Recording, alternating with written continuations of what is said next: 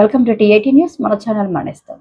తెలంగాణ భాషా సాంస్కృతిక శాఖ సౌజన్యంతో హైదరాబాద్ రవీంద్ర భారతిలో మంగళవారం నిర్వహించిన వసుంధర విజ్ఞాన వికాస మండలి 32వ వార్షికోత్సవ వేడుకలలో స్థానిక కళాకారుడు, సకల కళా కోవిదుడు, బహుముఖ ప్రజ్ఞాశాలి మేజిక్ రాజా స్ఫూర్తి పురస్కారం అందుకున్నారు. ప్రముఖ కవి, రచయిత, సాహిత్య విమర్శకుడు, అనువాదకుడు, తెలంగాణ సాహిత్య అకాడమీ తొలి కార్యదర్శి, మేడ్చల్ జిల్లా అదనపు కలెక్టర్ ఏనుగు నరసింహారెడ్డి, కాళోజీ అవార్డు గ్రహీత కోట్ల వెంకటేశ్వరరెడ్డి మేజిక్ రాజాను శాలువలతో సత్కరించి పురస్కారాన్ని అందజేశారు. స్థానిక లోకల్ ఛానల్లో తొలితరం న్యూస్ రీడర్గా, పాత్రికేయునిగా, కళాకారుడిగా బహుముఖ ప్రతిభ అభినందనీయమన్నారు. జాతీయ స్థాయి ఛానళ్లలో ఏ న్యూస్ రీడర్కు తీసిపోని విధంగా తప్పులు లేని భాషోచ్చరణ ఆయన సొంతమన్నారు. భాష మీద పట్టుతో నాటి ముఖ్యమంత్రి, మంత్రులు పలు బహిరంగ సభలకు వ్యాఖ్యాతగా వ్యవహరించడం ఆయన ప్రతిభకు నిదర్శనమని ప్రశంసించారు.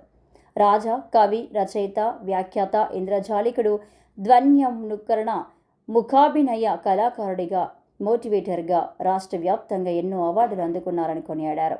ఇంకా ఈ కార్యక్రమంలో వసుంధర సంస్థ వ్యవస్థాపక అధ్యక్షులు మధుకర్, వైద్యుల కన్వీనర్ దేవి లక్ష్మీ నరసయ్య, నిర్వహణ కమిటీ సభ్యులు తదితరులు పాల్గొన్నారు. అనంతరం మేజిక్ రాజా తన మిమిక్రీ, స్టాండప్ కామెడీతో సభికులను కడుపుబ్బా నవ్వించారు. కాగా రాజా ఈ పురస్కారం అందుకోవడం పట్ల స్థానిక smile please laughing club, Ramagundam కళాకారుల సంక్షేమ సంఘం, గోదావరి సరిగమలు, నియర్ అండ్ డియర్ స్వచ్ఛంద సంఘాలు ప్రతినిధులు హర్షం వ్యక్తం చేస్తూ అభినందనలు తెలియజేశారు. కర్త కర్మక్రియ అన్నీ అయినటువంటి మధుకర్ వైద్యులను మనం అభినందించాలి. అయితే ఇందులో సెంటర్ పాయింట్ ఒకటే ఉంటుంది. ప్రతి కార్యక్రమానికి ఒక లీడ్ ఉంటుంది. ఆ లీడ్ ఏంటంటే ఇప్పుడు అవార్డులు తీసుకోవడం అనేది లీడ్. కాబట్టి మీరందరూ ఈ ముచ్చట్లు, ఈ మాటలు, ఇదంతా డయాస్ మీద ఇంకేం నడుస్తుంది, తొందరగా అవార్డు ఇస్తే బాగుంది, తీసుకుందామనే మూడ్లో మీరున్నారు. మీ మూడ్ని లీడ్కి తీసుకురావాలంటే నేను తొందరగా 2 మాటలు చెప్పి ముగిస్తాను. ఎందుకంటే మధుకర్ వైద్యుల గురించి వాళ్ళ గురువు గారు ఇందాక వెంట్రిలాక్విజం కూడా చేస్తానన్నారు. మరి ఒకటే చేసిపోయారు, ఒక జోక్ పెద్దది పేల్చిపోయారు. ఒక్క మధుకర్ వైద్యులకే కాదు, నిజానికి ఆ సమయంలో ఎంత చైతన్యం ఉంటుంది. 10వ తరగతి, ఆయన 93లో 10వ తరగతి చదివాడు, నేను 83లో 10వ తరగతి చదివాను. అంటే నేను 10 ఏళ్ళు సీనియర్ కాబట్టి నాకు బాగా గుర్తుంది.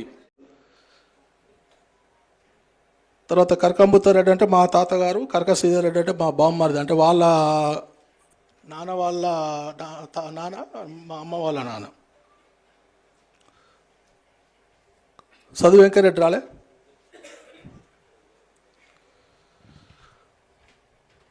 ఈ వార్షికోత్సవంతో పాటు రాష్ట్ర స్థాయిలో మేము నిర్వహిస్తున్నటువంటి కవితల పోటీకి న్యాయ నిర్ణేతగా వివరించడంతో పాటు మా సంస్థకు సలహాదారులుగా అనేక ప్రతి విషయంలో కూడా మా తోడు ఉంటున్నటువంటి పెద్దన్న, వేదికను అలంకరించిన గౌరవనీయులు పెద్దలందరికీ, అలాగే వేదిక ముందున్నటువంటి పురస్కార గ్రహీతలకు హృదయపూర్వకంగా ముందుగా కార్యక్రమానికి వసుంధర విజ్ఞాన వికాస మండలి పక్షాన సాధారణంగా స్వాగతం పలుకుతూ మీ అందరికీ కూడా కృతజ్ఞతలు తెలియజేస్తున్నాను.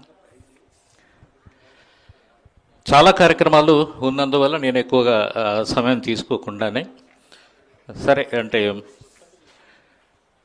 ఇప్పటి వరకు ఒక్కొక్కరు ఏ రంగాల్లో ప్రత్యేకత కలిగినటువంటి వారిని ఇక్కడ వేదిక మీద ఎందుకు పురస్కారాలతో సత్కరించుకోవడం జరుగుతుంది అనేది మనందరికీ తెలుస్తూ ఉన్నది.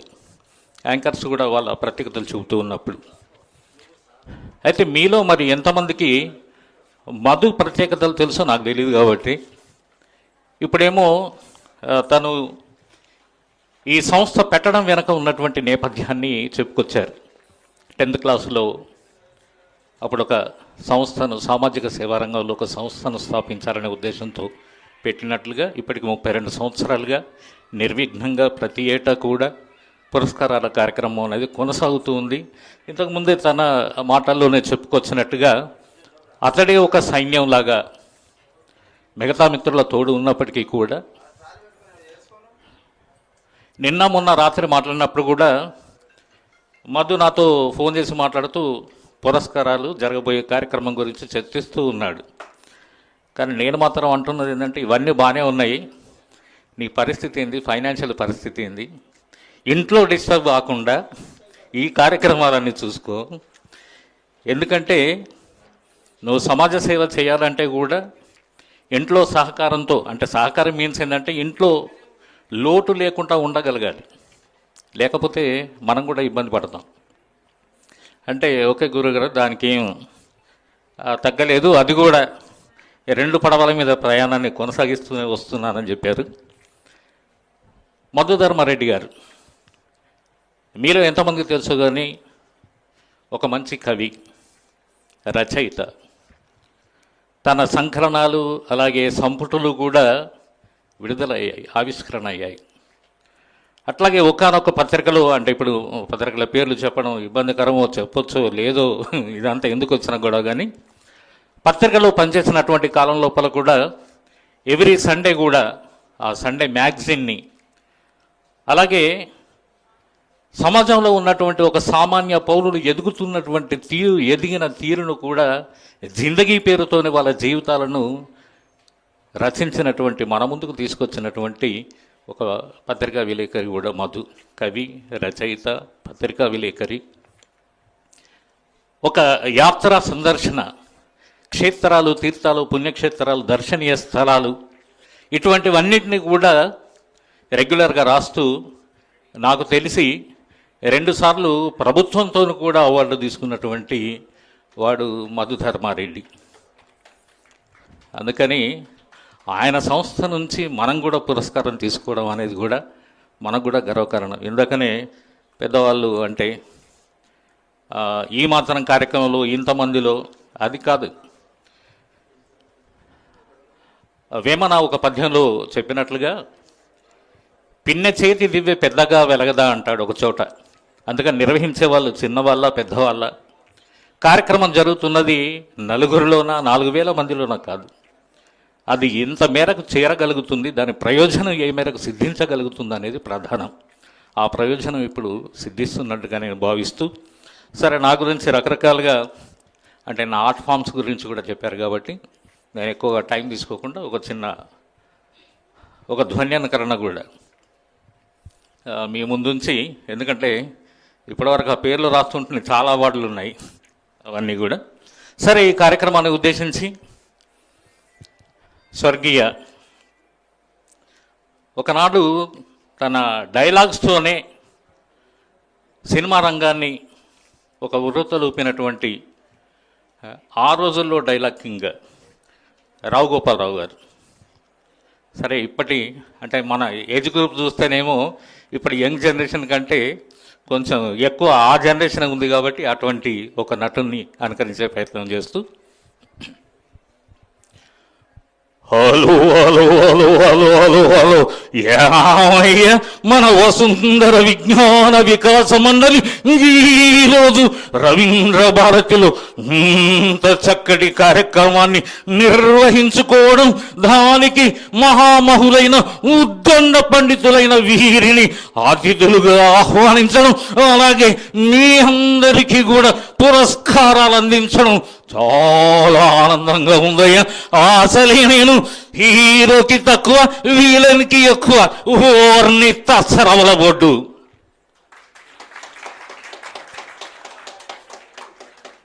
Thank you. ఈ గ్యాప్ అందుకే ఇచ్చా, అంటే మీరు చప్పట్లు కొట్టాలి కదా, వాళ్ళ కంటిన్యూషన్ ఉండదు వెంటనే అని కాసేపు గ్యాప్ ఇవ్వడం జరిగింది. సరే, సరదాగా ఒక జోక్ చెప్పుకుంటే ఎలా ఉంటుంది, ఎక్కువ టైం తీసుకోకుండానే. ఒకసారి ఒక కార్పొరేట్ సంస్థ వాళ్ళు ఒక మోటివేటర్ని పిలిపించి వాళ్ళ ఉద్యోగుల లోపల ఉత్సాహం ఉండాలి అని ఒక క్లాస్ ఇప్పించారు, పొద్దున్న నుంచి సాయంత్రం దాకా. క్లాస్ అయిపోయింది. ఆ క్లాసులో మోటివేటర్ చెప్పారు, మీరు ఎవరెవరినో మెచ్చుకుంటుంటారు, ఎవరెవరినో అభినందిస్తూ ఉంటారు, ఎవరెవరికి థ్యాంక్స్ చెప్తూ ఉంటారు. మీరు ఎప్పుడైనా మీ భార్యకు థ్యాంక్స్ చెప్పారా? చెప్పినటువంటి వాళ్ళు మీ భార్యను ఎవరైనా మెచ్చుకున్నారా? మెచ్చుకున్న వాళ్ళు ఒకసారి చేయొత్తండి అన్నారు. అనగానే ముందున్న వాళ్ళందరూ వెనకలు చూసుకుని మొదలుపెట్టింది, ఎవరైనా చేయెత్తిందా అని. వెనక వాళ్ళందరూ ముందు చూసింది, ఏమైనా స్టైల్ వేసిందా అని. ఒక్కటి కూడా లేవలే.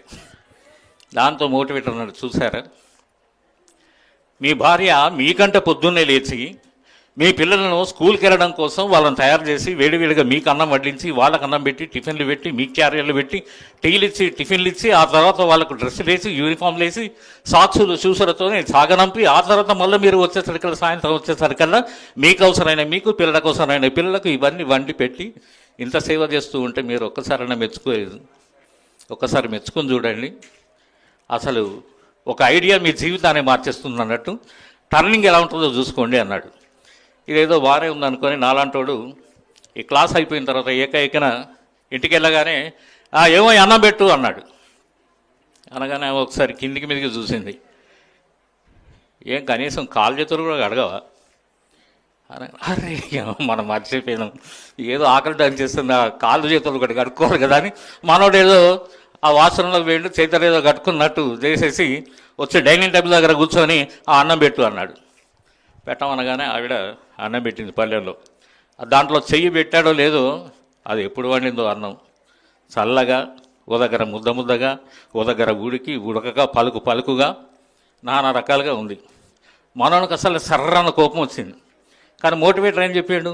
భార్యను మెచ్చుకోమన్నాడు కదా అని చెప్పేసి అన్న థ్యాంక్స్ చెప్పమన్నాడు కదా అని అన్నం ఒకసారి ముట్టుకొని, ఆహా ఇది అన్నమా, తెల్లగా మల్లె పువ్వులు లెక్క ఎంత ముద్దుగున్నది, అసలు ఇసుంటే అన్నం నా జిందగీలో తినలే అన్నాడు.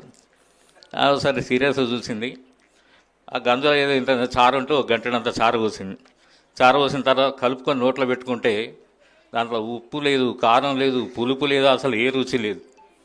మనోనికి మళ్ళీ సర్రన్న కోపం వచ్చింది. కానీ మోటివేటర్ ఏం చెప్పాడు? భార్యను మెచ్చుకోవాలన్నాడు కదా. అందుకని ఆహా ఇది చారా, అమృతం, అసలు ఇసుంటి చార ఇంతవరకు నా జిందగీలో తిన్నా అన్నాడు.